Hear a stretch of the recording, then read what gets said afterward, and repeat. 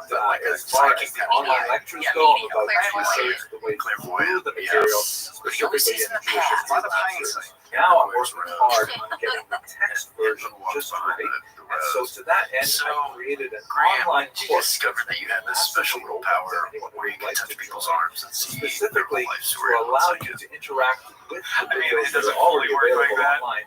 It's but also usually with I like some touch their arms and I can kind of tell. self-guided quizzes Well, that thank are you, automatically brother. graded so you Podcast. get a sense of how well The you interview learned told material. us different. Yeah, the Some business more broadcast. interactive Yes, business opportunities guys? with myself and other members of the class. Yes. And Business I think most Yeah, excitingly, business you're going to yeah, get a business good subs. look at the Business draft subs. text of Business each subs. chapter as they are their whole prepared podcast is over the insane. next You really few should talk months.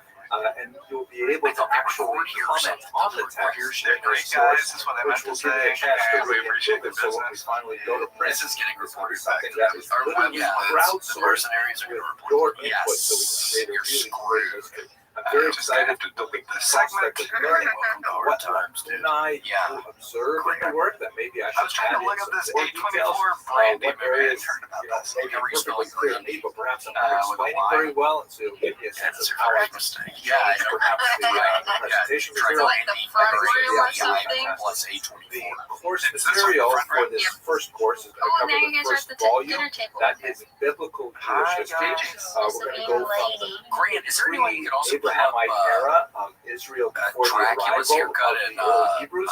We're going to go through a discussion of how to Bram approach Stoker's the Dracula? Bible as a You historical don't see that text. because I'm The getting Brandy archaeological vibe. record, I'm getting we're the going to look vibes at out of Brandy's the here Syrian right now from the exile, guy in Bram Stoker's tribes, Dracula. the Babylonian Big exile, Gary return. Yeah, it's a We're Gary going to try to He's the understand something Dracula. of the world Gary of the Oldman as sages Dracula. from that ancient period. The Maccabean You revolt, want me to just the swap them out? first revolt Yeah. against the Romans, the birth of Or side by Christianity, side, maybe. and Oh, the side by second side. revolt, of course, Smaller. under Bar Kokhba. We'll also look at topics Okay, like women okay. in the ancient period, including Yeah, aspects it of works. I think it's really a fantastic outline. If I didn't You're teach this not- course, I would love to take it. So please have a look at Just the kind of link funny. that's used Yeah, below. there's two And kind of on either I end. would love There's to two have you in things this coming course. to the side a little. Hope you enjoy the lectures. And maybe and, that's the only The middle take care. part. Thank you very much for listening. Mm-hmm. Okay, we got middle part. Stuff coming off the side. It's about anything I was looking to say direct. Yes, which is startling. Yeah. And it looks.